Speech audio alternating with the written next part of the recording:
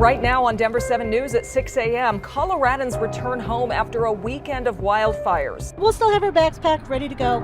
If we have to grab them, we'll be prepared. An update from first responders as the fire danger remains high. The winds will be fairly calm today, but we're going to see them kick up, especially tomorrow. So fire danger is going to be high in spots. And today across parts of southern Colorado, more red flag warnings. We'll take a look at just how warm and dry it's going to be this week coming up. Plus, Colorado farmers concerned for the future of their crops and our food. Just a lot of praying and hoping. Why many growers worry they won't turn a profit this year. And it's game 2 for the Nuggets. While some are calling it a must-win, the team is confident, not concerned. No need to panic. Still a lot of basketball to be played. All right, must-win. We'd like to win. Right, and yeah, and every game's a must-win. Right. Okay, but they're going to play here no matter what, right? That is true, so, yes. Good. Thanks for joining us. I'm Nicole Brady. And I'm Brian Sanders. Yeah, game 4 will be on Denver 7 this weekend. We are in store for a warm week ahead. Lisa, some changes out there. It's going to be toasty, yeah. In fact, kind of some basketball scoring weather. We're going to be near 80, it looks like, by tomorrow afternoon. Today, closer to 70. Wind speeds this morning at around 10 to about 15 miles per hour. It will be a little bit calmer today. You'll find gusts up to about 15, maybe 20 miles per hour, but again, calmer than what we saw this weekend. Right now, it's 22 in Denver. It's pretty chilly out there. It feels like 14. Lots of sunshine, though. We have clear skies up and down the Front Range, and really statewide, it's going to be a sunny one. 47 by about 11 o'clock. We'll be in the low 50s closer to lunch, and then highs this afternoon will be in the mid to upper 60s, close to 70 here in Denver. Pretty warm to the southeast. Now, this is where fire danger is going to be higher, down near Pueblo, Trinidad, La Junta. We have a number of red flag warnings there.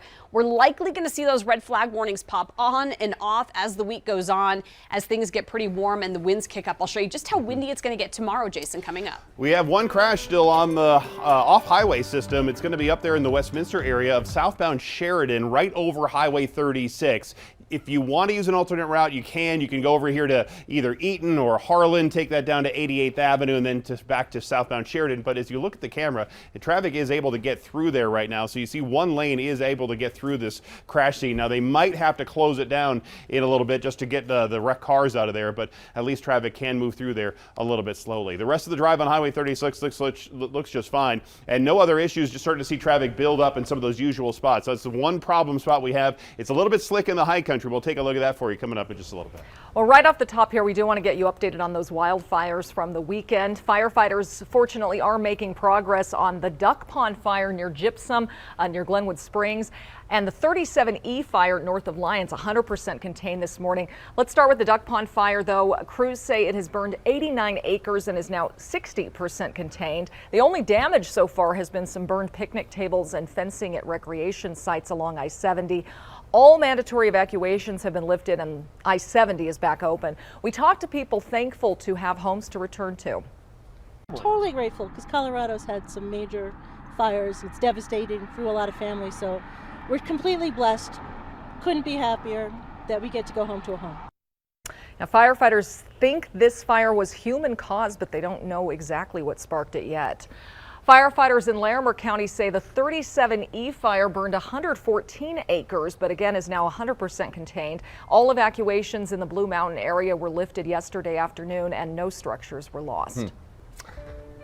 Well, this morning it is a crucial battle for Ukraine's port city of Mariupol. Russia's military says about 2,500 Ukrainian fighters are inside this sprawling steel plant. That group ignored an ultimatum from Russia to surrender. Ukrainian President Zelensky says they will fight to the end. If Russia does take over the city, it would be a strategic win and give Russia a land bridge from Crimea to the eastern Donbas region. Meanwhile, in the western part of the country, at least 7 people have died in Lviv after multiple explosions apparently caused by missiles. The city has been spared for much of the violence in almost 2 months of war now. Well, deepening concerns about supply issues connected to the war are driving oil prices to the highest price we've seen in nearly 3 weeks, but gas prices are holding steady now. The average price of a gallon of regular is $3.95. That's the same as last week and a month ago. Like the rest of us, Colorado farmers are closely watching the cost of fuel, and they're concerned about access to fertilizer as well. Denver 7's Veronica Acosta has that story. everybody is feeling the pinch. You take fuel, fertilizer, labor, repairs, everything is higher. If it was just one category, it probably wouldn't be as bad, but yeah, you know, every farm's budget is hurting just because of that, and so just a lot of praying and hoping. Tim Volberding and his dad do all the work on this 3,000-acre farm. Wheat, milo, millet, and pinto beans grown in this soil. Farming is tough, but these days it's fertilizer that concerns Volberding the most. About a year and a half ago, it cost about $200 a ton. Now, instead of $200, we're between $700 to $800 a ton. So you're looking at almost 4 times the cost up front just for the same amount of fertilizer. This year, he expects to spend more than $200,000 on fertilizer for all 3,000 of his acres. That's even after trying to use less. We do a lot of directly putting the fertilizer with the seed.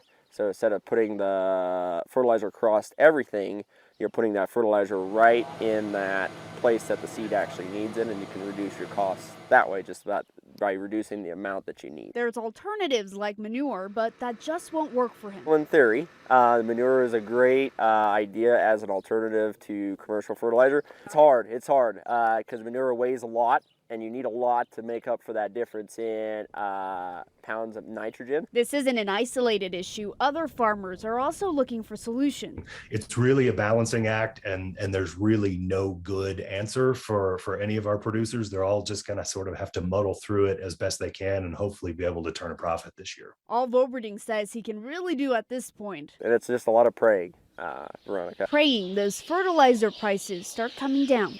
In Anton, I'm Veronica Acosta, Denver 7. It was a violent Easter weekend across the country as officials investigate 3 mass shootings. In Pittsburgh, they're looking for the suspects who opened fire at a party at an Airbnb rental. At least 200 people were inside at the time, so you can only imagine the chaos when gunshots rang out. 2 17-year-olds were killed. At least 11 others were injured. 9 people were hurt after a shooting at a nightclub in Hampton County, South Carolina, early Sunday morning. The owners say someone fired up to 30 shots. Police haven't released any information on a suspect or a motive. Also in South Carolina, police say a fight between several people led to a shooting at a mall in Columbia Saturday. 14 people were injured. Police arrested a suspect. He has since been released on bail. Youth violence continues to be a big concern for cities here in Colorado, and today Aurora will look at ways to make the streets safer. Denver 7's Christian Lopez is live at police headquarters with how the city may expand a violence prevention plan. Christian.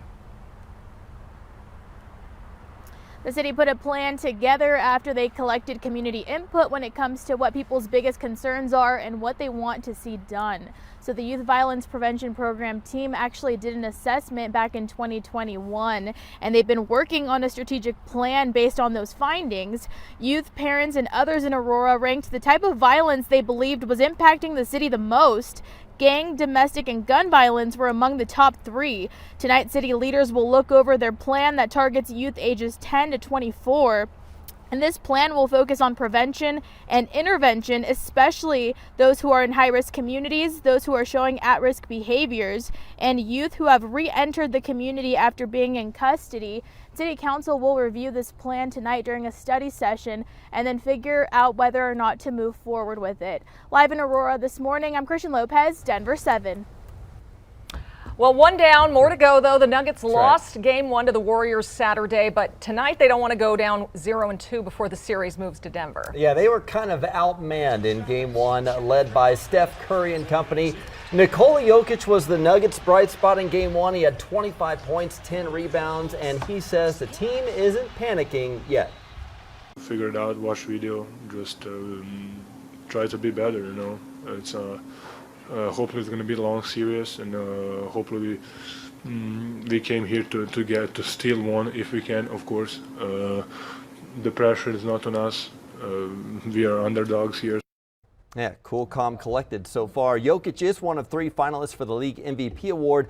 Tip-off from San Francisco tonight is at 8. Games 3 and 4 will be back at Ball Arena, and Game 4 Sunday at 1:30. You can watch right here on Denver 7. Lisa. You know what? I'm going to say what Sweet Jokic won't say. Why don't the officials call some more? Yeah, let's get a little bit more fair on the court, huh? Jeez. Jason agrees. We should be at about 30 degrees here as your kids are heading off to school this morning. Sunny and chilly, low to mid 60s by the time they get home. We're going to hit highs by 6 o'clock, close to 70 today. Windy and warm tomorrow. We'll take a look at the rest of your forecast coming up. Yeah, they just called another foul on him and he's sleeping. I know, right? All right, so we have a sloppy drive up part of the high country. At one point early this morning, we had the eastbound side of I-70 closed down. It is open, but Loveland Pass remains closed down, so you can still get to the Loveland ski area, but going to Arapahoe Basin, you have to go around and down to Silverthorne and then come back on Highway 6. I'm getting a picture of what it's like to watch Lisa and Jason at their kids' games. Screaming from the sidelines. Well, hopefully it doesn't come as a surprise to you. Today is tax day, what you need to know before you file an extension. Plus, magically delicious or magically suspicious. The FDA is investigating why dozens of people got sick after eating Lucky Charms. And temperatures will be near 70 today. Ski season, though, is still going strong for some Colorado resorts. The area is hoping to stay open for a month or even longer.